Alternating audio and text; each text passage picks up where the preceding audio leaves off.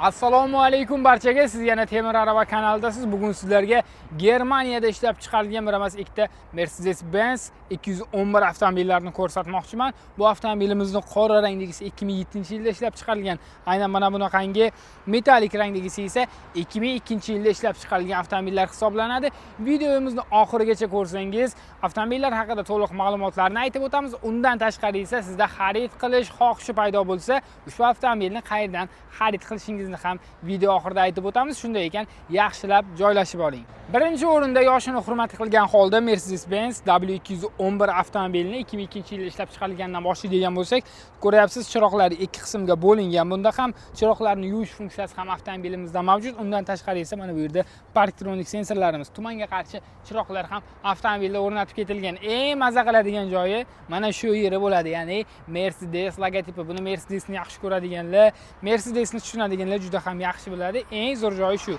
Bu 2002-yilda ishlab chiqarilgan, lekin shunga qaramasdan avtomobilda pnevma podveskalar ham bor.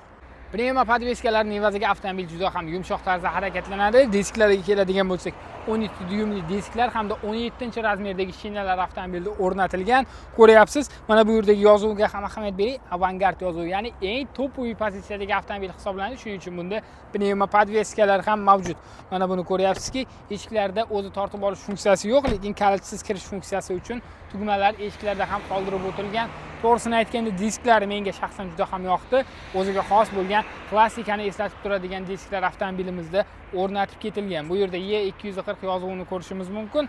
Mana bu orqa qismiga o'tganimizda esa nimani ko'ryapmiz? Bu yerda Lawrence yozuvini ko'rishimiz mumkin. Bu avtomobilimiz 2002-yilda ishlab chiqarilgan, ya'ni restyling qilinmagan versiyasi hisoblanadi. Orqa qismida ham to'liqligicha parktronik sensorlari avtomobilimizda mavjud. Yukxona ham kattagina, deyarli 300-350 litr sig'imga ega bo'lgan yukxona ushbu avtomobilimizda mavjud ekan. Endigi navbat ko'z o'ngingizda turgan qora bayirga. Bu avtomobilimiz 2007-yilda ishlab chiqarilgan, restylinga yuz tutgan versiyasi hisoblanadi. Bunda ham chiroqlarni yuvish funksiyasi bor va pastki qismdagi tumanga qarshi chiroqlarga ahamiyat bering. Bu yerda o'zgarish bo'lgan, ya'ni restyling bo'lgandan keyin o'zgartirilgan. Va bunda ham xuddi shunaqangi Mercedes logotiplari avtomobilni boshqarishda sizga bir o'zgacha hissiyot bag'ishlaydi. Ayniqsa ichkarida rulda o'tirganingizda to'g'riga yo'lga qarasangiz, mana shu logotip ko'rinib turadi-ku, uni mazasini boshqa avtomobillardan ola olmaysiz. Bu avtomobilimiz yangiroq bo'lishiga qaramasdan pnevma podveskalar bilan jihozlanmagan va buni disklari bir razmerga kattaroq, ya'ni bunda 18 dyumli disklar hamda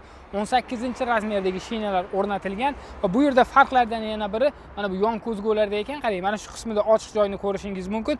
Bunisida esa, ya'ni 2002-yilda ishlab chiqarilganda hech qanaqangi ochiq joylar qoldirilmagan. Lekin ikkala avtomobilimizda ham aytib o'tishim kerak, lyuk bor va u ochiladi.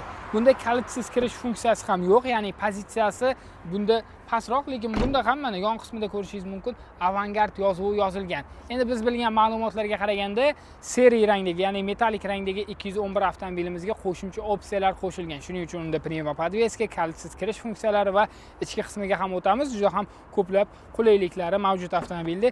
Disklarni ko'rishingiz mumkin. Bunda ham chiroyli disklar, o'ziga yarasha avtomobilni ko'rinishiga bir boshqachalik, o'zgachalik berib turibdi. Bu yerda kompressor yozuvlarini ko'rishimiz mumkin, E200 yozuvlari va V-xilib difuzorlariga ahamiyat bering. Avtomobilimizda ikki tariqa qilib ishlangan V-xilib difuzorlari bor hamda orqaga kamera o'rnatilgan. Ya'ni qo'shimcha tarzda kamera shu yerning o'zida, ya'ni O'zbekistonda o'rnatilgan.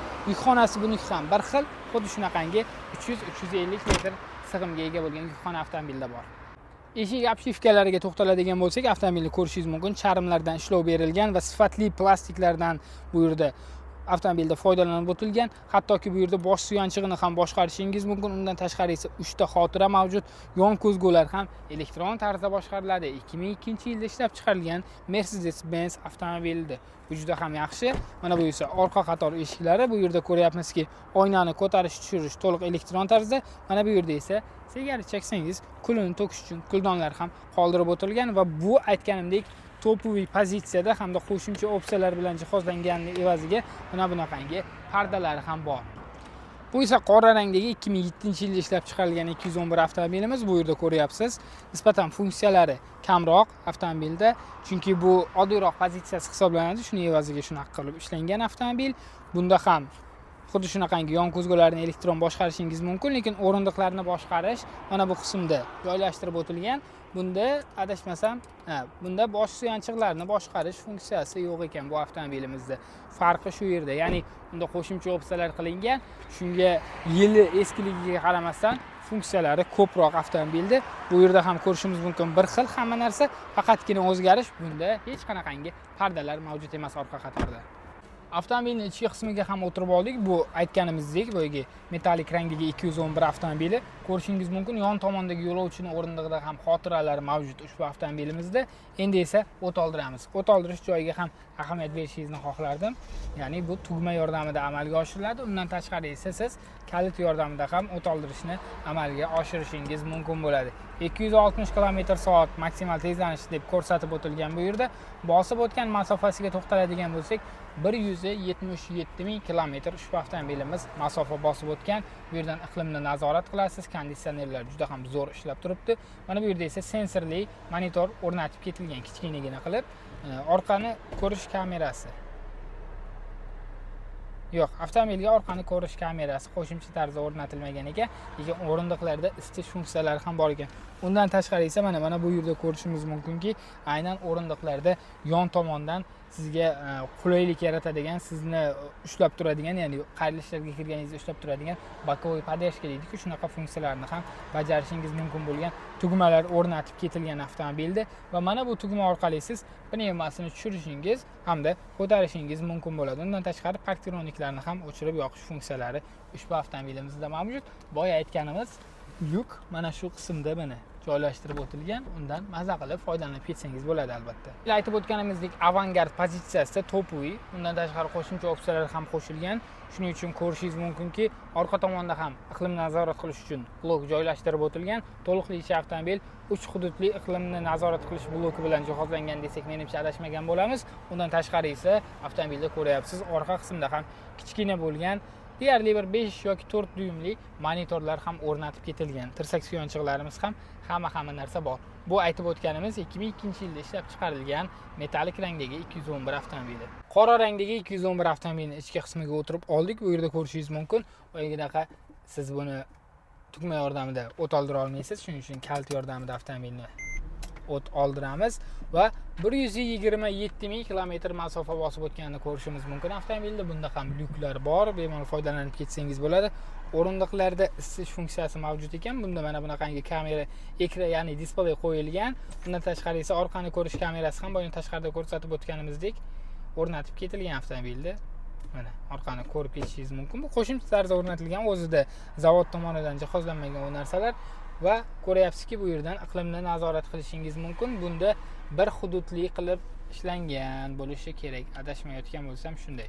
Yo'q, bunda ham ikkita hududli ekan, faqatgina to'liqligicha ikkita hududga ajratilmagan ekan. Ya'ni siz faqatgina gradusini o'zgartirishingiz mumkin, boshqa narsalarda ko'proq qulayliklari yo'q. Va eng asosiysi, avtomobilning o'rindiqlarida hech qanaqangi xotira tugmalarini ko'rmayapman. U avtomobilimizni ikkala old o'rindiqlarda ham xotira tugmalari mavjud edi. Bunda shunaqangi narsalar yo'q ekan. Bunda ham xuddi shunaqangi speedometrimiz 260 kilometrni ko'rsatib turibdi. Uni o'zingiz ham ko'rishingiz mumkin. Mana bu yerda parktronikni boshqarish mumkin bo'lgan tugma o'rnatilgan, lekin bunda pnevma podveska yo'qligi uchun pnevma podveskani boshqarish uchun tugmalar o'rnatib ketilmagan. Avtomobilning orqa qismiga ham o'tirib oldik. Bu yerda charm elementlaridan foydalanib o'tilgan, unga nisbatan va tirsak suyanchiqlarimizda ham xuddi shunaqangi charm elementlari, lekin buni orqa qismida ko'ryapsiz, hech qanaqangi monitorlar yo'q. Undan tashqari esa iqlimni nazorat qilish bloki ham unikiga o'xshagan emas, bunda nisbatan oddiyroq qilib ishlangan. Ya'ni avtomobilimiz yili yangiroq bo'lishiga qaramasdan funksiya jihatdan bu nisbatan anaqaroq, nima deydi, kamroq funksiyalar bilan jihozlab o'tilgan avtomobil hisoblanadi. Ushbu avtomobilimizga 6 ta silindrli, ya'ni V6 dvigatel o'rnatilgan, 2.6 litr sig'imga ega, 177 ta ot kuchini beradi va avtomobilni 0 dan 100 gacha 9.1 soniyada qo'zg'ata oladi. Eng maksimal tezligi 233 km/soatni tashkil qiladi. Bu bilan birgalikda ishlaydigan uzatmalar qutisi esa 5 pog'onali uzatmalar qutisi. Avtomobilni yoqilg'i sarfi shahar sharoitida eng ko'pi bilan 8 litrdan 10 litrgacha bo'lgan yoqilg'i sarfi bilan hisoblanadi. Ya'ni unaqangi ko'p ham benzin sarflamaydigan avtomobillardan biri. Endi bu atmosferniy dvigatel bilan jihozlanganining evaziga 92, 95 shu sifatli bo'lgan benzinlarni quyib yursangiz bo'ladi. O'z tavsiya qilingani esa 95 markali benzindan foydalanishingiz kerak avtomobilda. Bu avtomobilimizni dvigateli nisbatan kichikroq, buni ko'rib turishingiz mumkin. Ozgina chang bo'lganligiga ahamiyat bermaysiz. Bu 1.8 kompressor bilan jihozlangan. Bunda 184 ta ot kuchi mavjud. Ya'ni kompressor bo'lganligining evaziga dvigatel hajmi kichik bo'lishiga qaramasdan ot kuchi ko'proq. Avtomobilni maksimal tezligi 236 km/soatni tashkil qiladi. 0 dan 100 gacha bir xil, ya'ni bu ham 9.1 soniyada qo'zg'aladi. Yoqilg'i sarfi esa 7,5-8 litrni tashkil qiladi shahar sharoitida. Demakki, bundan bilib olishimiz mumkin, avtomobil bu ham anchayin tejamkor hisoblanadi. Va bu avtomobillarni aytib o'tganimdek, endi narxlarini ham aytaman sizga. Avtomobillar hozirgi kunda sotuvda bu qo'shimcha opsiyalar bilan jihozlangan avangard pozitsiyadagi, ya'ni pnevma podveskalar bor, undan tashqari boshqa narsalarni ichki qismida ko'rsatib o'tdim. Bu esa qo'shimcha opsiyalari yo'q. Bizga berilgan ma'lumotga qaraganda shunaqangi avtomobillar hisoblanadi. Buni narxi ham 17.900 AQSh dollari, buni narxi ham 17.900 AQSh dollari deb baholangan. Pastdagi raqamlarga aloqaga chiqing hamda qaysi biri sizga ma'qul kelgan bo'lsa, narxini savdolashib xarid qilishingiz mumkin bo'ladi. Sizga biz shunchaki avtomobilni obzorini namoyish etdik xolos. Sizni sotib olishga hech qanaqangi majburlash yo'q. Shunchaki obzorni ko'ring, mazza qiling va avtomobillardan bahramand bo'ling. Keyingi videolarda ko'rishguncha xayr, sog' bo'ling, o'zingizni asrang.